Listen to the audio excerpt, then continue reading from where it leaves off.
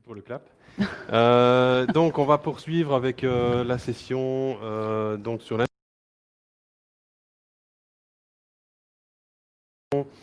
pris un billet participatif. Donc, il y a pas mal de gens sur YouTube qui se sont dit finalement, ça a l'air cool de networker sur Remo. Donc, merci à eux.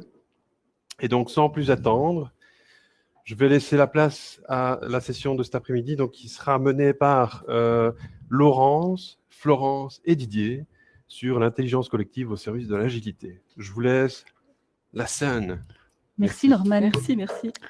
Il s'en va, mais en fait, il est parmi nous normalement. Mais voilà, il ne fait pas la présentation avec nous, mais vous allez voir qu'il est dans le projet, c'est la petite surprise. Merci, mais bienvenue ici, bienvenue à tous, à vous qui êtes ici, puis à ceux qui sont derrière leur écran.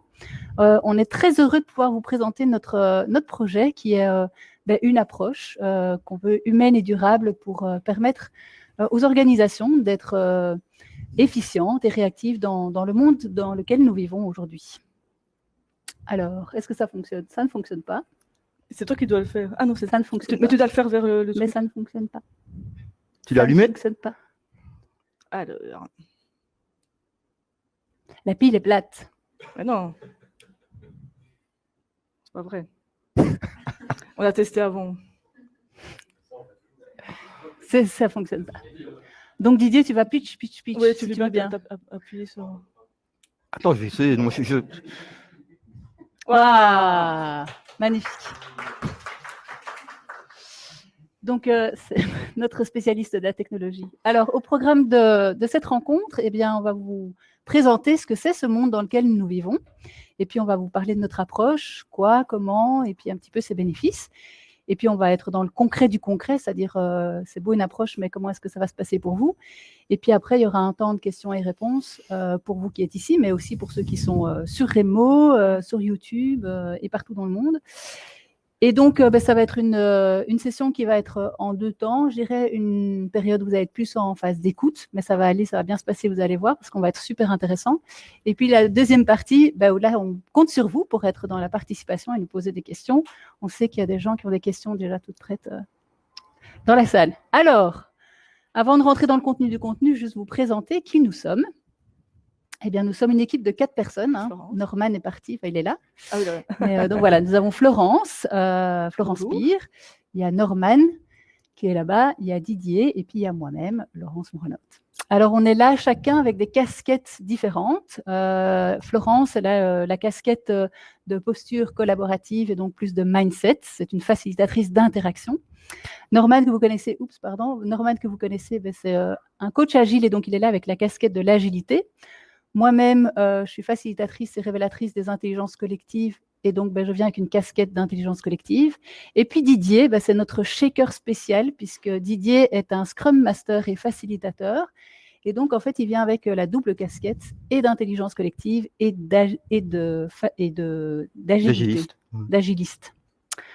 Alors, avec ça, vous avez qui on est, mais vous ne savez pas ce qu'on fait précisément. Et donc, on va se présenter un petit peu plus par rapport à nos spécificités. Alors, Florence, c'est notre sociologue systémicienne. Elle apporte donc ce regard systémique et puis aussi les compétences relationnelles. Et puis, elle est passionnée par les modes de pensée adaptatifs. Elle pratique beaucoup le décalage par diverses approches, notamment l'impro relationnelle, l'improvisation théâtrale, et puis par son personnage clown que vous avez peut-être déjà croisé ou que vous croiserez dans le futur. Il s'appelle Daisy. Et je vais trop vite. Et donc, ah oui, il faut que je mette mes lunettes. Parce que moi, je vais vous présenter Norman. Norman, son dada, entre autres, évidemment, l'agilité, les nouvelles technologies et les nouveaux challenges. Hein. Donc, il est avec nous. Donc, c'est aussi un challenge pour lui de collaborer avec nous. Et moi, je vais vous présenter Laurence, qui a la pensée visuelle. Elle aime bien les dynamiques de groupe, la collaborative, la gouvernance participative, la créativité et le coaching. J'ai la pensée visuelle, mais pas que, hein, je vous rassure. Et alors, nous avons Didier, qui est un agilitateur d'idées, qui adore initier des projets et intégrer des subtils mélanges d'approches différentes pour créer un parfum tout nouveau. Alors, nous avons aussi observé chez chacun de nous, et nous apprécions nos forces et nos qualités et que vous aurez, j'espère, le plaisir de découvrir et d'apprécier aussi. Florence, nous apprécions sa précision, sa lecture systémique, sa quête perpétuelle de sens et puis la fameuse Daisy, son personnage de clown. Je sais pas, j'oublie, je ne dois pas appuyer dessus. Norman, on apprécie son ouverture, sa patience, son esprit d'entreprise et son côté très rassurant. Il a totalement confiance dans ce qu'on a préparé pour vous aujourd'hui. Laurence, on apprécie sa réactivité, son ancrage, sa structure, son dynamisme et son efficience. Et puis Didier, on adore son ouverture, sa zénitude, il a toujours une petite méditation sous la main, et puis surtout ses connaissances qui sont diversifiées, aussi diversifiées que multiples. Alors, qu'est-ce qui fait que ces 4 personnages que nous sommes, ces 4 personnalités ont décidé de travailler ensemble? En fait, au départ, c'est un rêve que Didier a eu et qui, en tant que facilitateur et coach agile, s'est dit, en fait, je vois dans ces approches une vraie belle complémentarité et même plus. Et donc, j'aimerais bien pouvoir créer quelque chose en alliant la richesse de ces deux approches. Et donc, il m'en a parlé. Et puis, Florence et moi, on proposait déjà une formation sur la posture collaborative qui nous semble essentielle pour l'approche de l'intelligence collective, pour le fonctionnement en intelligence collective. Et puis, du coup, à 3, on est allé rencontrer Norman en frappant à sa porte en disant « on a un super projet pour Pixis ». Et donc, à 4, on a créé cette approche en mélangeant la posture collaborative qu'on a appelée mindset, l'intelligence collective et l'agilité, pour voir comment est-ce que cette douce somme, ce doux mélange pouvait créer, et ce qu'il pouvait créer.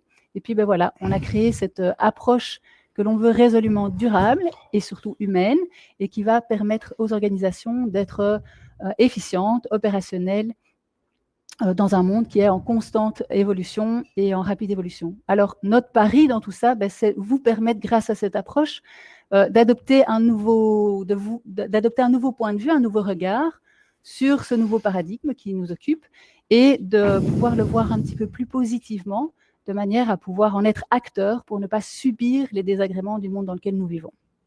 Gros challenge, mais nous prenons le pari. Alors, vous avez sûrement entendu ce genre de phrase en réunion ou en meeting, ce genre de phrase qui revient régulièrement, style « Ah non, pas encore changé, hein ». Mais c'est pas prévu dans le scope. Vas-y Didier, vas-y. Ah, ils ne savent vraiment pas ce qu'ils veulent. Hein. Il serait peut-être temps de prendre une décision, non? Cela change tout le temps. Je comprends pas bien. C'est quoi le lien, en fait Et ça va trop vite, hein. On est dans le brouillard. Attends, là, je suis perdu. Trop de trucs en même temps. En fait, c'est parce que le monde, maintenant, il a toujours été comme ça, mais il est volatile, incertain, complexe et ambigu. C'est un terme, il est VUCA, c'est un terme qui a été conceptualisé par l'armée américaine pendant les années 90. En anglais, c'est VUCA, qui veut dire, Laurence, parce que mon accent est horrible. C'est la même chose, volatile, incertain, complexe. La seule chose, c'est que c'est uncertain plutôt qu'incertain. C'est l'armée américaine qui a conceptualisé ça pour dire que le monde bouge tout le temps et il est de plus en plus complexe. Donc, il faut trouver d'autres manières de fonctionner. Le monde VUCA, ici, je vais vous présenter le monde VUCA. Les conséquences que le monde a VUCA sur la manière d'être et les besoins pour répondre à ces conséquences. Dans le monde VUCA, les changements sont brusques et incertains, ils sont imprévisibles, et on y répond par, en fait, les conséquences, c'est faire et défaire, c'est une perte de contrôle, une inquiétude, incertitude, insécurité. Pour y répondre, ils ont besoin de souplesse, de s'adapter vite et tout le temps. Dans le monde du développement, ça arrive souvent, les clients qui changent d'avis tout le temps. Ça parle dans le public présent. Il y a une absence de corrélation entre les causes et les effets, de plus en plus. Une divergence d'interprétation. ce qui amène des situations contradictoires, des causes non identifiables. Pour y répondre, on doit accepter les paradoxes, on doit avoir de la souplesse, et on doit conjuguer les points de vue, les intelligences, mettre les gens ensemble, pour qu'ils travaillent ensemble, pour qu'ils trouvent des solutions ensemble. Il y a une interdépendance des situations, des multiples facteurs, des difficultés d'appréhender les choses, ce qui emmène, en fait, qui est responsable, un manque de vision, des causes qui sont indéfinissables. On doit modifier, pour répondre à ça, ces systèmes de pensée. On doit créer une stabilité, que j'y mets entre guillemets, parce que c'est une stabilité qui est souple. Et on doit conjuguer les points de vue, les compétences et les intelligences. Mais alors surtout, le monde VICA, il amène de la peur, d'où un risque d'erreur et un épuisement des équipes. Donc pour y répondre, il faut modifier son système de pensée. On peut fonctionner de manière itérative et par itération, c'est l'agilité qui apporte ça. Et surtout, il faut lâcher prise et il faut être humble. Facile, hein? C'est pas le plus simple. Alors nous, on va partir du... On va vous proposer un jardin. Dans le jardin, il y a des graines. Et les graines, c'est vos équipes, c'est vous, c'est votre société, votre boîte. Votre graine, on va le mettre dans un terreau. Et le terreau, on va le faire en sorte qu'il puisse aider à faire pousser la plante, votre équipe. Et on va aider la plante avec des outils d'intelligence collective pour essayer d'un peu la guider. Et on va utiliser des outils de l'agilité. Vous pouvez un peu broder aussi. Vas-y, complète. Je passais déjà au... Vas-y. Je passe à la suivante. Oui. Oui. Bien. Donc, voilà. Donc, oui, passe la suivante. Oui. Ce monde VICA qui est tout en mouvement tout le temps, du coup, par rapport à ça, l'analyse systémique s'est imposée à nous. Mais bon, je suis systémicienne aussi, donc c'est normal qu'elle soit imposée. Mais on vous propose ce petit schéma, enfin ce gros schéma plutôt, pour justement mettre en avant plusieurs choses. Donc, vous voyez qu'il y a l'Europe, hein, en bleu, qui est en interaction, en interdépendance avec les pays alentours, les continents alentours. Dans l'Europe, on a... donc, je ne sais plus me relire, moi. Qu'est-ce que j'ai mis? Ah oui, la Belgique. Je n'ai pas mis les lunettes. Et donc, il y a tout des mondes, des systèmes qui sont en interaction, qui entraînent toute cette complexité, toute l'incertitude, toute la volatilité aussi de ce monde actuel. Et donc, il faut comprendre ce monde parce qu'il y a toute une série d'interactions entre ces différents sous-systèmes. D'autre part, un élément important, vous voyez au centre, on a mis l'entreprise X, Y, Z, qui est prise dans tous ces mondes. À l'intérieur de l'entreprise, il y a également des interactions. Les interactions existent partout, entre tous les systèmes, les sous-systèmes, entre les personnes, entre les groupes, entre les fonctions. Et donc, pour nous, dans notre approche, c'est vraiment important de conscientiser qu'au sein de l'organisation, chaque acteur peut être acteur et entraîner donc des modifications au sein de l'entreprise. Et du coup, en fonction de ces différentes postures, places que l'on a dans l'organisation, on peut voir le monde VICA différemment. Donc, pour certains, c'est plus lourd que pour d'autres. Certains vont vivre plus facilement certaines contraintes, d'autres pas. Et donc, mettre en avant, d'une part, cette interférence, inter-influence des différents systèmes et environnements, et aussi au sein de l'entreprise, il y a des choses qui se passent et qui sont des interactions différentes. Voilà. Et donc, ça veut dire que si toi, Florence, tu subis une conséquence plus que moi, malgré tout, je vais être influencé par ton comportement Voilà, et ton stress. C'est ça. et ton Donc, il y envie. a, et donc, ça rejoint ce que disait Didier aussi tout à l'heure. Il y a effectivement des interactions entre ce que chacun peut vivre et les réactions des uns entraînent d'autres réactions chez les autres, quoi. Et du coup, plus de sérénité peut entraîner plus de sérénité aussi par ailleurs, quoi. Et donc, vous verrez un peu plus tard, on parlera aussi de ça, de l'importance de la place que chacun peut avoir et des réponses que chacun peut apporter. Alors, c'est quoi cette approche? Parce que là, on vous a fait un beau teasing sur le contexte, sur toutes les difficultés, sur toutes ses conséquences, sur tous les besoins pour pouvoir y répondre. Mais donc, du coup, c'est quoi cette approche? En fait, cette approche, oui, tu peux passer à la slide après. C'est cette approche, en tout cas, les objectifs vont développer d'une part les compétences, bien sûr, mais aussi la posture, et elle va vous outiller, ça précise. C'est une approche qui permet plus que de développer votre compétence, votre posture et vos outils par ces objectifs-là. En fait, derrière ça, c'est une approche qui vous permet d'adopter un autre point de vue, de ressentir et de vivre, de percevoir ce monde VICA autrement, de ne pas voir que les désagréments que Didier nous a présentés, mais aussi de pouvoir être acteur, devenir acteur de ce monde-là, pour pouvoir en saisir les opportunités. Et donc, c'est transformer en fait les conséquences qui sont parfois lourdes à porter, en adoptant, en étant avec ses compétences, avec cette posture et avec ces nouveaux outils, en fait, c'est voir plutôt les opportunités du monde VICA plutôt que les désagréments. Alors, c'est bien joli, mais donc en gros, pour ouvrir ce nouveau monde, cette nouvelle perception qu'on va vous apporter, on va vous l'apporter avec un trousseau composé de 3 clés. Alors, les 3 clés, la première, on vous en a parlé, c'est le mindset.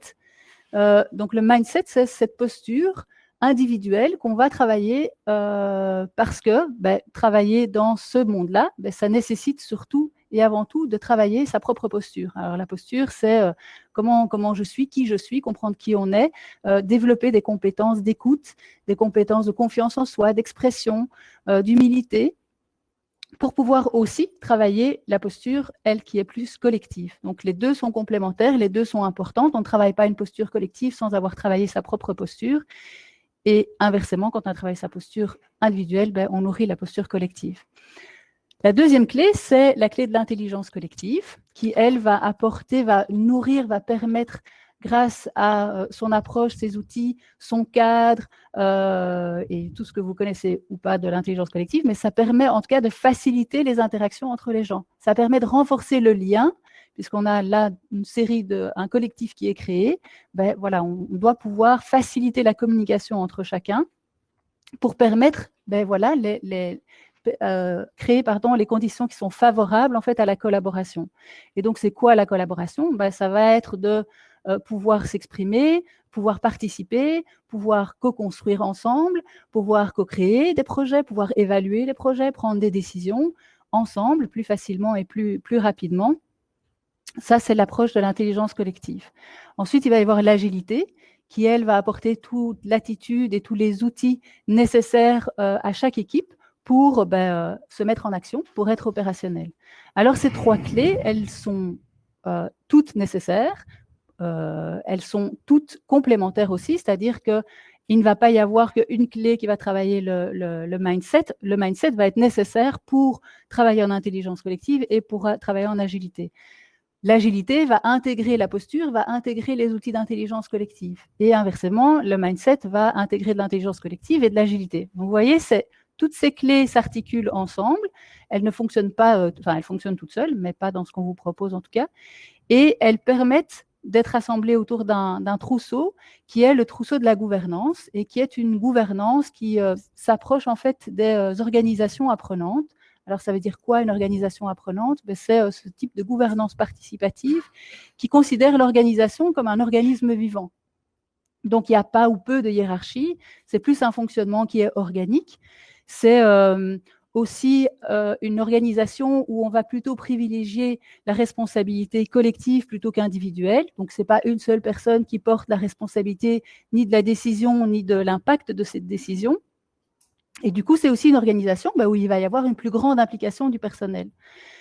Alors, la grosse transformation, c'est aussi de se dire qu'on va être dans un mode d'expérimentation, on va oser tester des choses et on va transformer aussi le résultat qui peut être parfois un échec. On va transformer cet échec et généralement la sanction qui est jointe à l'échec, on va la transformer en disant on va aller plutôt vers l'apprentissage, vers aller plus loin ensemble, profiter de l'opportunité de ne pas y être arrivé pour comprendre et pour aller un pas plus loin. Et donc, c'est une approche qui, un pas trop loin, oui, c'est une organisation qui promeut et privilégie vraiment l'apprentissage en continu. Alors, avec ces clés et ce trousseau, en fait, il y a bien sûr des bénéfices. Alors, chaque clé va avoir ses propres bénéfices et comme je vous le disais, chaque clé, comme elle est complémentaire, ça va être sorte de cercle vertueux dans le cercle vertueux du cercle vertueux. Alors, le premier cercle, si on prend la clé du mindset, on va développer des compétences individuelles. Les compétences individuelles vont permettre de développer les compétences qui sont collectives. En développant les compétences individuelles et collectives, en fait, on se trouve avec des interactions entre les gens qui sont facilitées. Et quand les interactions sont facilitées, généralement, ça crée de l'épanouissement. Quand on est épanoui, on a encore envie de progresser, de s'améliorer et d'acquérir de nouvelles compétences. Donc, vous voyez, c'est un cercle qui est vertueux, qui se nourrit par lui-même. C'est aussi un cercle qu'on peut prendre dans les différents sens. Et c'est un cercle qui nourrit le cercle vertueux de l'intelligence collective, puisque l'intelligence collective va faciliter les interactions. Les interactions étant facilitées, en fait, on va avoir plus facile à travailler, à construire ensemble. Quand on a plus facile à construire ensemble, on a aussi en intelligence collective des outils, des approches qui permettent de prendre des décisions plus facilement. Et quand les décisions sont facilitées, on a plus de plaisir. Quand on a plus de plaisir, on est plus engagé dans ce qu'on fait. Et quand on est plus engagé dans ce qu'on fait, généralement, les interactions sont facilitées. Parce qu'un des nœuds de tension dans les interactions, c'est le manque d'engagement, la responsabilité, etc. La troisième clé, l'agilité, quand les décisions sont facilitées, ça permet de jouer avec la complexité. Rappelez-vous, le monde VICA, c'est un monde qui est complexe. Donc, le fait d'avoir des décisions qui peuvent être prises plus facilement permet de jouer avec cette complexité plutôt que de la subir. Et quand on peut jouer avec la complexité, ça diminue le stress. Le fameux stress qui est là, mais quand le stress est diminué, on a aussi beaucoup moins d'inquiétude qui est générée.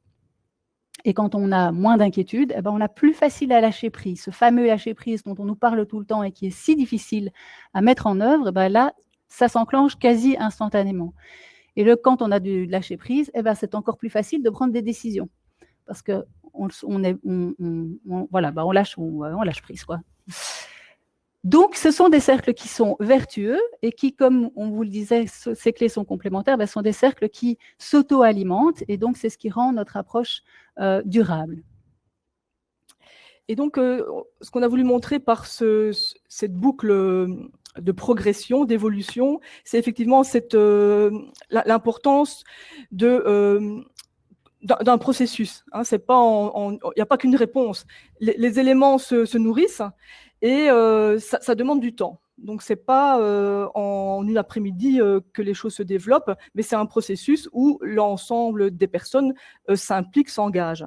Et donc, ça va toucher la culture d'entreprise et donc vers une organisation davantage collaborative, etc., libérée, etc. Hein.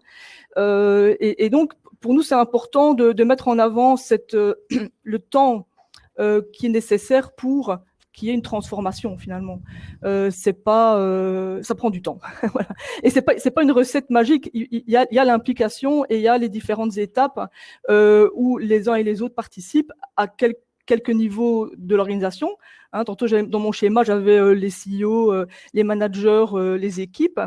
C'est un processus où tous les acteurs doivent être impliqués pour qu'il se passe quelque chose à la fin, quoi. Et alors, on n'a pas encore eu l'occasion d'expliquer notre petit acronyme MICA, hein, qui veut dire mindset, I pour intelligence, C collective et A agilité. Hein, donc, on veut vraiment montrer que ce qu'on apporte peut donner une réponse au monde VICA. Alors, de quoi avez-vous besoin? Qu'est-ce qui se passe? Votre terreau est-il assez fertile? Savez-vous organiser votre jardin? De quels outils disposez-vous pour faire croître votre jardin, pour que la diversité soit une force? Et nous, on va venir avec chaque fois des outils. Le terreau, ce sera plutôt du mindset. Savez-vous organiser votre jardin? Ce sera plutôt de l'agilité. Si vous avez besoin de faire croître la plante et de faire en sorte que toutes les plantes puissent parler entre elles, on utilisera de l'intelligence collective. On va vraiment adapter et faire un mélange de tous ces outils pour que votre jardin soit magnifique.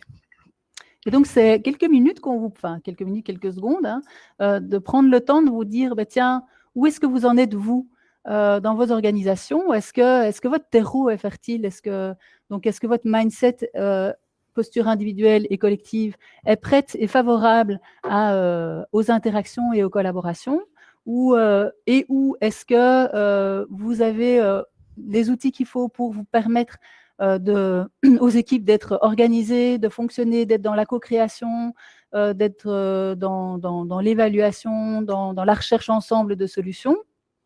Ou est-ce que vous avez déjà aussi peut-être tous les outils pour être super agile et réactif, et peut-être que vous avez en fait déjà tous les outils, hein, ça c'est fort possible. Dans ce cas-là, on est preneur de vos retours aussi, de dire tiens, qu'est-ce que ça vous apporte et comment ça vous permet d'évoluer dans ce monde qui est le nôtre.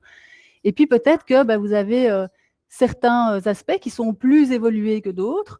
Et puis c'est super parce que dans tous les cas, en fait, nous, on vous propose un programme qui soit adapté fonction des outils que vous avez déjà plus ou moins et qu'on va pouvoir renforcer ou complètement développer. Donc, concrètement, donc, qu'est-ce qu'on propose? Donc, des formations pour le monde des organisations, donc en collaboration avec Pixies. Et on s'adresse donc aux 3 acteurs qu'on a déjà évoqués. Et donc, notre objectif, c'est de toucher les spécificités des 3 grosses casquettes, je veux dire, dans l'organisation, un CEO, les staffs de managers et les équipes, pour trouver vraiment des réponses spécifiques à chacun et aussi des réponses spécifiques à chaque organisation. Donc, nous, on est en cogitement, là, en construction de différents programmes qu'on veut adapter aux spécificités des fonctions, mais aussi aux couleurs de chaque organisation, en lien aussi avec ce que disait Laurence. Certaines organisations sont plus loin que d'autres se sont jamais posé de questions, certains, ils ont déjà plein de réponses qui fonctionnent et ils ont besoin peut-être d'un petit quelque chose en plus, d'un petit mindset peut-être pour que les clés qu'ils ont déjà puissent se combiner. Donc, en tout cas, nous, on souhaite faire des offres adaptées et rien n'est finalisé pour le moment, mais on est dans cette construction-là, quoi. Et donc, mardi, on propose un petit atelier dans le cadre de la suite de cette journée d'aujourd'hui. Et donc, on va plus proposer d'expérimenter certains désagréments du monde MICA. On va proposer des éléments de nos clés pour que vous puissiez vivre ce que ces clés peuvent apporter à ces inconvénients du monde VICA. Et donc les MICA au service des VICA. Voilà, je crois. C'est mardi à 9h30. 9h30. Alors, on ne va pas vous plonger que dans les inconvénients de VICA parce que vous les connaissez probablement déjà tous bien. Vous y êtes confrontés au quotidien. On va juste un peu les exacerber pour vous mettre dans une situation un petit peu chaotique. Et puis après, on va vous apporter des petites clés que vous allez tester pour voir un peu ce que ça provoque. Alors, ça n'aura pas l'effet de la baguette magique parce que ça ne sera jamais que quelques éléments, mais ça vous donnera en tout cas un aperçu de ce qu'on propose concrètement et de ce que ça peut apporter comme réponse dans votre quotidien et dans votre organisation. Alors, je pense que les réservations peuvent encore se faire, hein, donc vous connaissez le chemin. Welcome. Journéeagile.be, ticketing. Ben là, on arrive au bout. On est au bout, voilà. Merci pour votre attention. Et maintenant, la parole est à vous, puisque c'est le temps des questions et des réponses. On va essayer d'y répondre, en tout cas, le plus possible. Et ça peut être aussi des réflexions. Hein. Ça ne doit pas être que des questions. Partage, remarque. Oui, Ouais. voilà. À vous la parole. Oui, Mohamed. Il doit avoir un micro, c'est ça. Non, la caméra. Ah là là. Ah, Ah, vous êtes déjà habitué, hein, nous pas. On découvre encore.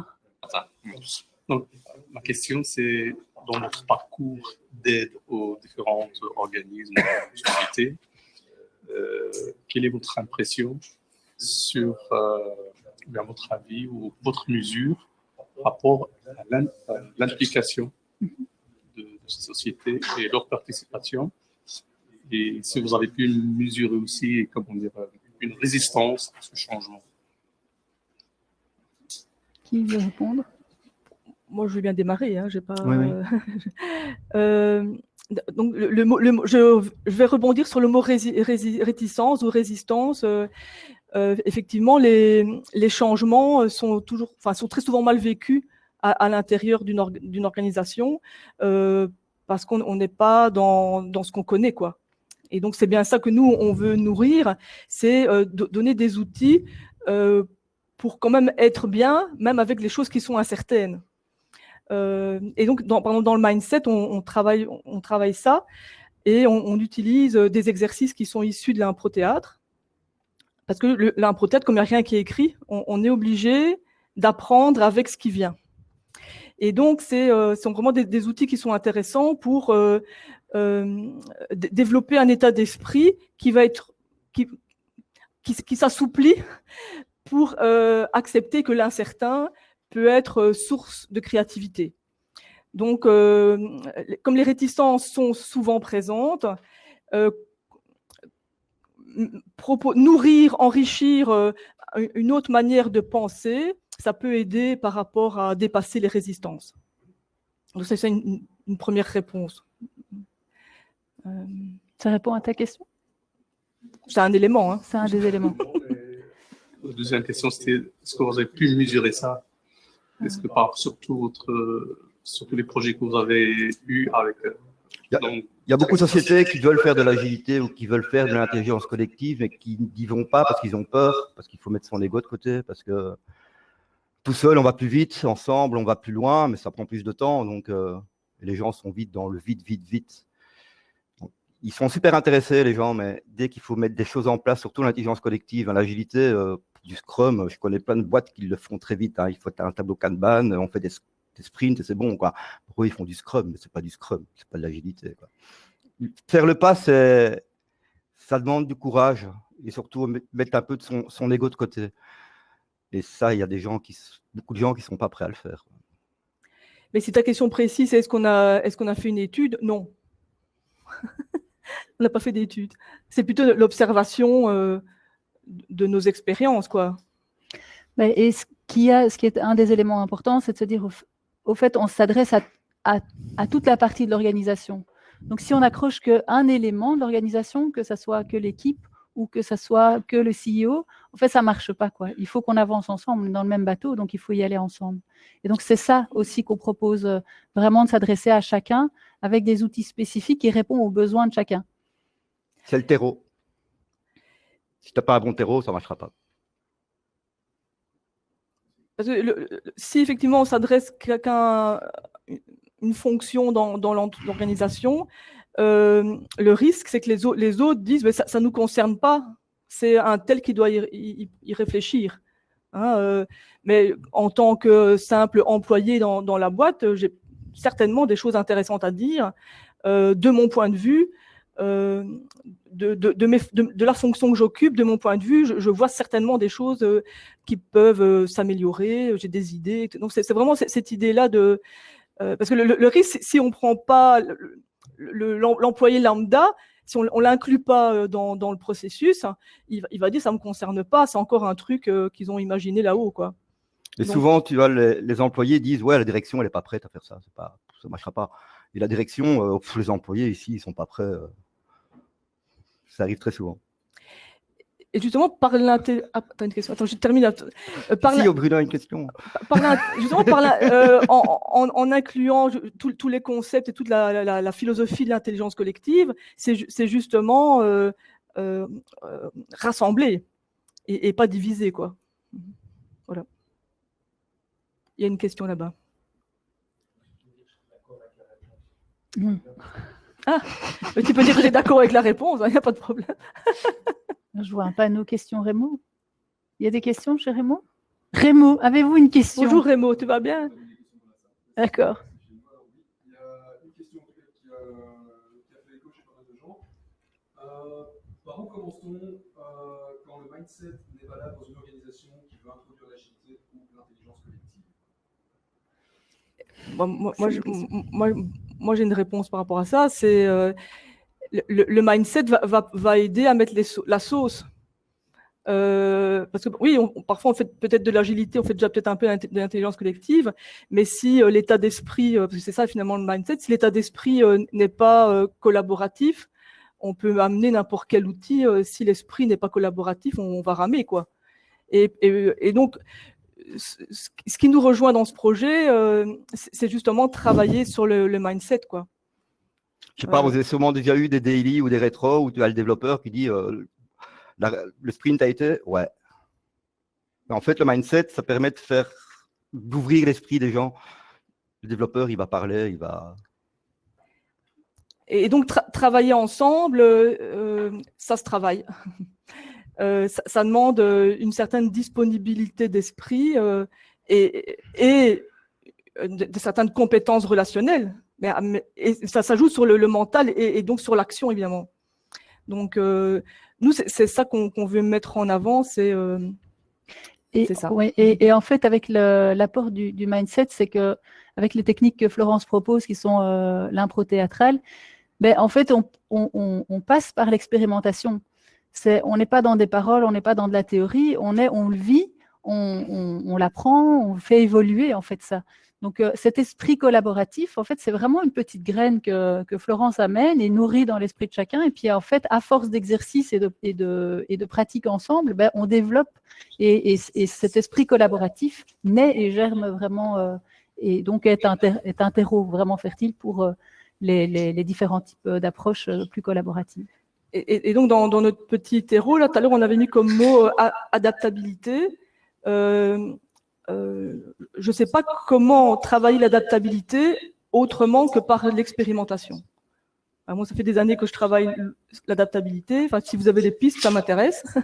Mais à part par expérimenter et se mettre en action par différents exercices, je ne sais pas. J'ai pas trouvé d'autre manière. Et donc, c'est vraiment ce qu'on propose, quoi. Oui, je vais élever la voix comme ça, tu ne vas pas spécialement venir parce que je ne vous prêche pas. Je me fais accrocher. Vous avez dit tout à l'heure que vous visiez différents personas, profils dans l'organisation. Alors, vous les mettez tous ensemble autour de la table ou vous faites des sessions par type de profil? Comment vous fonctionnez dans l'organisation de manière globale? Tu vas? Vas-y. En fait, on a plusieurs possibilités. Donc, on est en construction notre projet. Hein. Mais en tout cas, c'est clair qu'il y a plusieurs possibilités.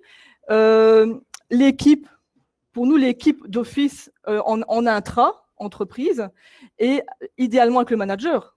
Enfin, après, ça dépend aussi comment le manager se situe. Est-ce qu'il est plus dans l'horizontal ou est-ce qu'il est encore dans du vertical vertical? Bon, je sais pas.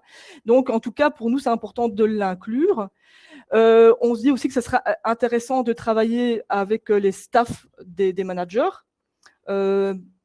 pour qu'il y ait aussi comment dirais-je, des règles communes. Et avec les CEO, alors bon, dans les entreprises, il n'y a pas 20 000 CEO, donc là, ce serait plutôt en inter-entreprise. Ce serait notre idée. Et évidemment, tout le monde ensemble. Mais si à un moment donné, il y a des spécificités, il y a des questionnements plus spécifiques à telle ou telle fonction, ça peut être intéressant de faire des sessions entre pairs. Et donc voilà. Donc, mais nous, notre souhait, c'est que tout le monde puisse être touché par l'approche au sein de l'organisation, quoi. Il faut quand même une certaine ambition commune. Oui, Tout à fait. Ouais. tout à fait. Il faut une vision commune, en tout cas. Ouais, voilà. Eh bien, Et en fait, Ben justement, eh bien, en fait, notre approche veut travailler ça aussi par. Oui. Et en intelligence collective, on travaille souvent par cercle. Chez Kyocera, par exemple, ça fonctionne par cercle. On travaillerait plutôt par cercle, avec des liens entre les cercles, bien sûr. Ben, en tout cas, c'est démarrer par un état des lieux aussi, voir un peu ce qui existe. On parlait tout à l'heure, on prenait la métaphore du jardin, et de pouvoir un peu identifier le niveau de développement. Je reprends les clés. Ben, il y a certaines clés qui sont déjà très utilisées et qui fonctionnent très très bien, super. Il y en a peut-être d'autres pas.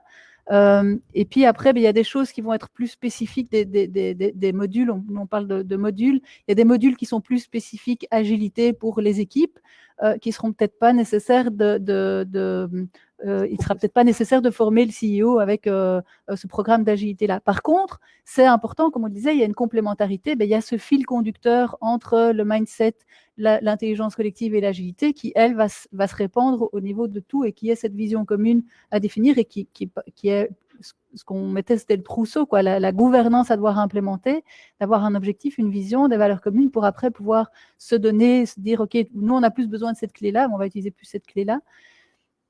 Donc voilà, ça sera des niveaux différents. Et alors, l'état des lieux sera aussi important parce qu'il y a des organisations qui sont elles sont conscientes qu'elles doivent avancer, mais elles ne savent pas encore vers quoi. Ou comment. Mais elles qui sont conscientes, qui ont déjà mis des choses en place et elles veulent évaluer ou re-questionner leur pratique. Donc, on va avoir différentes échelles en termes de prise de conscience, en termes de pratique. Et donc, nous, on veut aussi pouvoir s'adapter à où en sont les organisations. Mais celles qui sont on n'est pas conscient on va pas les toucher nécessairement, quoi. Ouais. Et moi, un truc que je voudrais dire, donc le mindset, on a dévoilé un petit peu qu'on utilise des exercices d'impro-théâtre. Ben, les CEO, ils vont faire la même chose que les équipes. Hein. C'est pas parce qu'ils sont CEO qu'ils vont. J'aime bien le terme organique. Voilà. Une société, c'est un organisme vivant comme une forêt. Dans une forêt, tous les arbres se parlent entre eux. Le CEO doit parler avec l'ouvrier et ils doivent être sur la même longueur d'onde, en fait. Donc, même si on va mettre des spécificités, notre objectif, c'est quand même de mettre tout le monde un peu dans le même bain, quoi, dans la même expérience, et pas faire, je sais pas quoi, des trucs très ex-cathédra pour les dirlots et des trucs ludiques pour les autres. Non, il y aura du ludique pour tout le monde, quoi. J'ai vu un panneau Rémo. C'est fini? Une autre question, effectivement, qui a été reprise à plusieurs reprises, c'est mindset positif. Alors, est-ce que ça demande plus d'une personne avec cet esprit pour contaminer les autres, ou faut-il passer par un psychologue d'entreprise ou toucher l'ensemble des managers, peut-il suffire? Alors, c'est plusieurs questions en une, si vous voulez, je peux les découper. Non, ça va. Moi, je vais bien répondre. Parce que le mindset, c'est mon truc, donc il n'y a pas de souci. Après, ils vont compléter, hein, mec. Mais pour travailler un état d'esprit et donc derrière ça une culture d'entreprise, c'est pas avec un paye, hein. Ok. Ni une mail, ni une mail, hein. mais donc du coup, oui, c'est faire participer tout le monde et toucher tout le monde. Parce que donc comment? Ce qu'on va travailler dans cette phase ou dans ces phases mindset, c'est ça travaille vraiment sur la relation avec l'autre, sur comment je vois l'autre, comment je peux rebondir sur des situations, sur des contraintes. Donc ça permet vraiment de développer une souplesse et de développer la convivialité. Et donc on se voit autrement. Et donc du coup ça va travailler plein de choses que vous n'avez pas pouvez pas imaginer, que moi je pratique depuis 20 ans, c'est très très fort en fait. Et même les équipes elles-mêmes ne se rendent pas compte de ce que ça peut leur apporter, quoi. Donc, et pour les psychologues d'entreprise, on a une magnifique Daisy Croquette, ouais, qui peut être un très bon psychologue, n'est-ce pas, pour intervenir dans les équipes. Parce que donc moi je suis sociologue, systémicienne, et par ailleurs j'ai une clown qui s'appelle Daisy Croquette. Et Daisy Croquette, on verra comment on la fera intervenir dans notre projet, mais Daisy, elle peut vraiment donner son regard décalé sur un fonctionnement d'une organisation. Ouais, donc Daisy Croquette, je viens de refaire son site, daisy-croquette.com. Est-ce qu'il y avait d'autres questions ou c'est bon pour là? Bon, j'arrête. Alors, dans la vie, il faut aussi composer avec ce qui est et ce qui vient. Nos quotidiens sont aussi sous le joug de VICA, dont on a parlé au début. Ainsi, agilité et intelligence collective se vivent autant en vie professionnelle qu'en privé. Et donc, là, c'est moi qui interprète. Je suppose que la personne veut peut-être demander, est-ce que si on applique un petit peu tous les principes et les préceptes dont on a discuté ici durant ce temps-ci, dans notre vie privée, dans notre vie professionnelle, est-ce que l'un peut impacter l'autre ou est-ce qu'on peut s'améliorer dans un sens ou dans un autre? Tout est lié. Après, Ouais. Oui, alors c'est-à-dire que en fait, j'ai tendance à dire que dans les fonctionnements, dans les organisations telles qu'on propose, là, on ne rentre pas avec un masque, ça y est, j'ai mon masque de l'intelligence collective ou de l'agilité. En fait, on incarne ce qu'on est. Et donc, je dirais, ça va peut-être effrayé d'un côté, mais il y a beaucoup moins de distinction entre ce que l'on vit dans le personnel et dans ce qu'on vit dans le professionnel. Il y a beaucoup plus d'authenticité dans ce qu'on vit dans le privé va faire partie de ce qu'on va vivre dans le professionnel et inversement. Alors après, c'est un ajustement, un équilibre à trouver pour que ça soit confortable tant dans le privé que dans la vie professionnelle.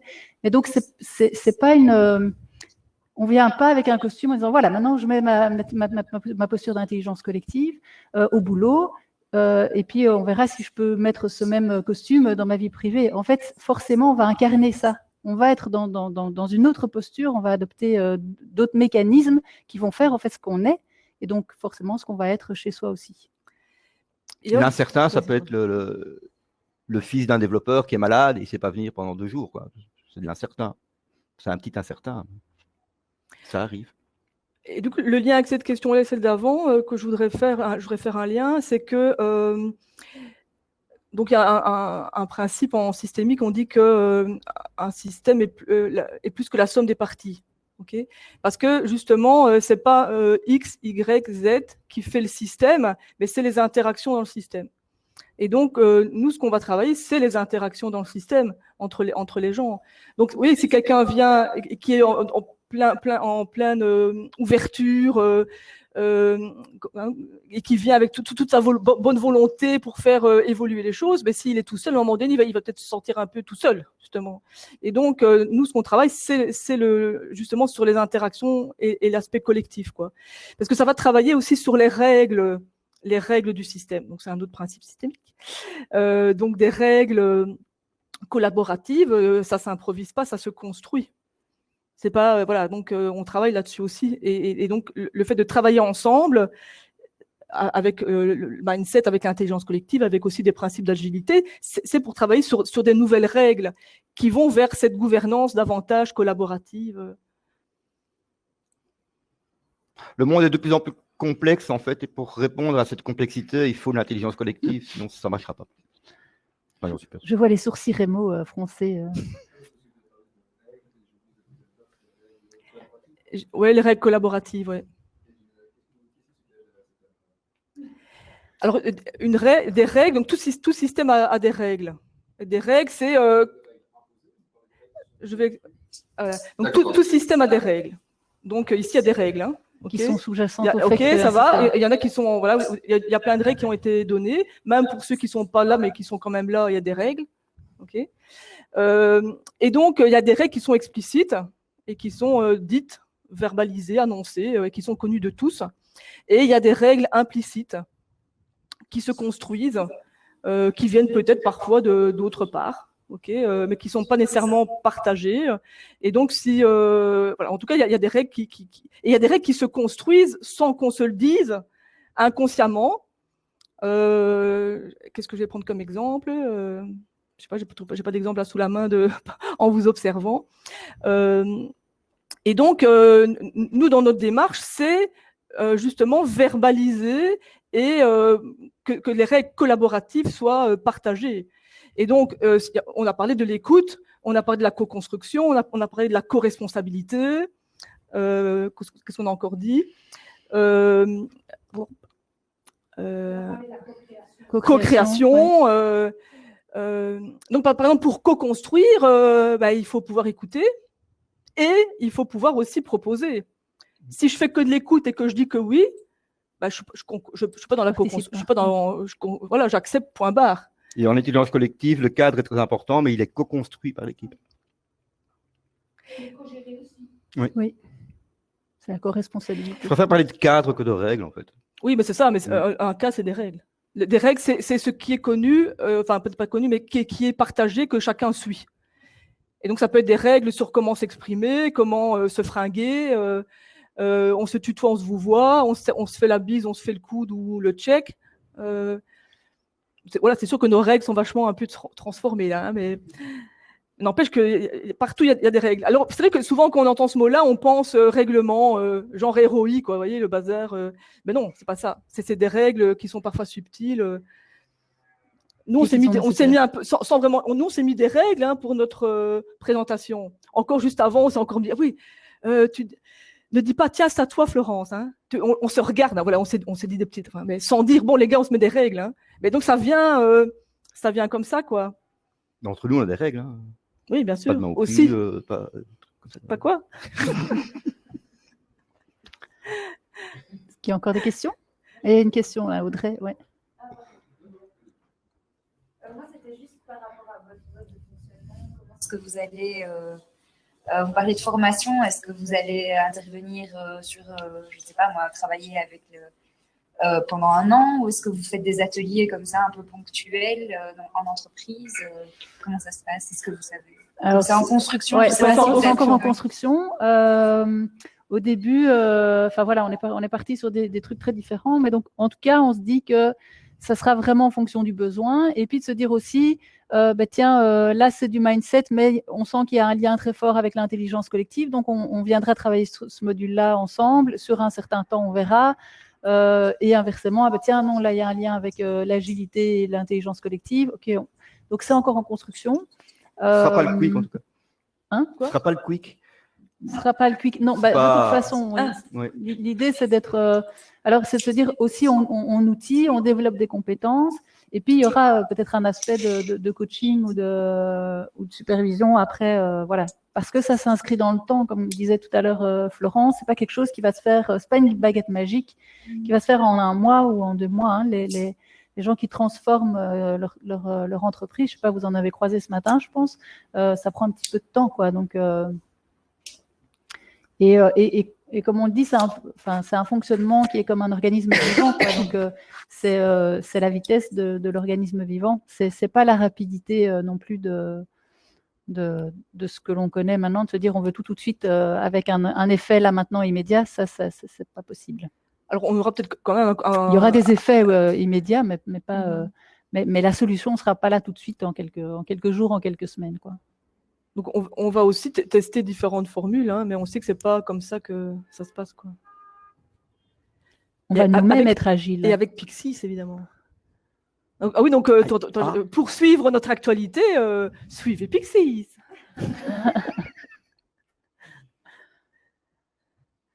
Encore des questions? Oui. Est-ce que l'intelligence collective n'arrive pas à un moment donné de aider une intelligence individuelle? Non. Je te dis. Expliquez encore. C'est la somme des intelligences individuelles. Ce n'est pas une intelligence spécifique, c'est la somme. Donc j'aime pas ce mot utiliser, mais tout se met ensemble. La recherche d'un consensus à un moment donné entre toutes les personnes ne va pas faire que certains gros projets, certaines bonnes idées vont être bridées parce qu'à un moment donné, la personne n'aura pas pu les exprimer. Je pense que l'intelligence collective, elle est parfaite pour les problèmes complexes. Pour des problèmes simples, tu n'utilises pas l'intelligence collective. Tu le résous, c'est tout. Sinon, tu vas prendre des heures et des... Mais l'intelligence collective n'est pas sur le consensus. Hein. On ne travaille pas le consensus en intelligence collective. Explique. Le consensus, vous voyez ce que ça donne en Belgique. Hein. On est dans du consensus. Ça fait combien de temps qu'on a voté en intelligence collective, d'abord, effectivement, comme le dit Didier, en fait, selon la décision qu'il y a à prendre, on décide de la manière dont on prend cette décision. Alors, ça peut être de manière super simple, comme ça peut être du consentement, qui est un processus qui n'est pas du tout du consensus, et qui est justement se mettre au service du projet et se dire, OK, est-ce qu'il y a une objection à ce qu'on avance dans ce sens-là? Et donc, ce n'est pas une recherche de consensus. Ce n'est pas, on va prendre un petit peu de ton idée, on va prendre un peu de ton idée, et puis on va faire un truc qui ressemble à quelque chose. Non, monsieur exprime, il a entendu l'information de tout le monde, le nourrissage de chacun. Il se met au service du projet et dit voilà, moi j'ai une proposition et on prend la décision par rapport à cette proposition. C'est pas du tout un consensus. S'il y a voilà, si la proposition est pas juste, si elle met en danger le projet, à ce moment-là, il y aura des améliorations, mais c'est pas du consensus. Ça paraît un peu flou peut-être comme ça, mais bien volontiers pour en parler après. Mais c'est sûr que ça prend vachement plus de temps. Hein. Au début, oui, puis après, ça roule. Et il y a peut-être des frustrations. Hein. C'est pas tout rose et violette. Hein. Parfois, on peut être frustré. On avait une super idée, personne ne l'a entendue ou personne ne veut la prendre. Voilà, on doit rester un peu humble. Notre super bonne idée, on sait qu'on est super. Tant mieux. Bon, voilà. Mais ça nous fait travailler ça. Hein, on a plein d'idées. Bon, elles ne seront pas toutes prises. Et parfois, c'est aussi que quelqu'un a donné la super idée que j'avais. Ah merde, il a mon idée. Ou ça pourrait être, ah ben oui, ah super, on a la même. Enfin, ça dépend dans comment on voit les choses. Hein. Mindset. Je vois bien mon truc, non? Une question Rémo. J'aime bien. La dernière question Rémo. Alors, je vais faire un mix de deux dernières parce qu'apparemment, avez-vous d'autres méthodes que l'impro-théâtral pour ouvrir l'esprit des gens? Et dans un deuxième temps, une plus grande implication du personnel, est-ce une condition ou un résultat? Tu peux redire la dernière? La deuxième, implication. Une plus grande implication du personnel, est-ce une condition ou un résultat? Tu veux répondre à la première d'abord? Oui, moi je vais répondre à la première. Donc nous, en tout cas, dans le terreau, on utilise l'impro-théâtre. Mais ce n'est pas que ça, parce que l'impro-théâtre va nourrir l'intelligence collective et en revenant à un moment donné sur l'impro-théâtre, ça va faire des tilts. En fait, ça permet de développer des prises de conscience cognitives et comportementales. Donc, prise de conscience cognitive, ça veut dire que, ah oui, ok, j'ai compris qu'il fallait que je fasse oui et. Ah oui, c'est vrai. Mais après ce n'est pas le tout d'avoir pris conscience au niveau de la pensée.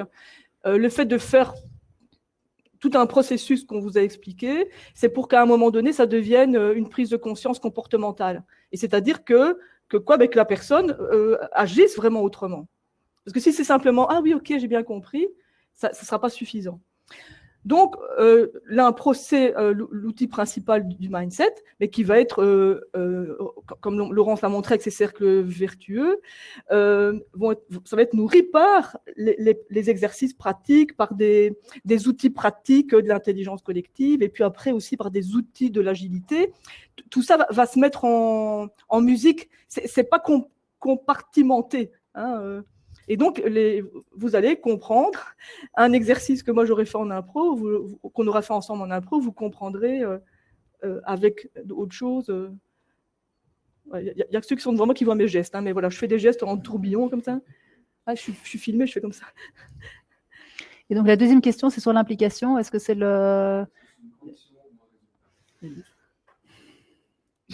Alors, je dirais que c'est les deux. C'est les deux. C'est-à-dire qu'il y a un besoin au départ. Enfin, voilà, il faut un minimum d'implication. Et après, ça va s'auto-générer, quoi. C'est-à-dire que, enfin, voilà, il y en a qui font de l'intelligence, qui utilisent déjà les. Okay. Comment ça se passe au niveau de l'implication? Vous voyez une différence en utilisant l'approche de l'intelligence collective? Vous voyez un changement? Oui, le changement, c'est, tu l'as dit, l'un à côté de l'autre, on va plus vite, enfin, individuellement, on va plus vite, mais à deux ou à trois, on va de manière beaucoup plus profonde. Et donc, ce qu'on fait, c'est l'approche top-down, bottom-up.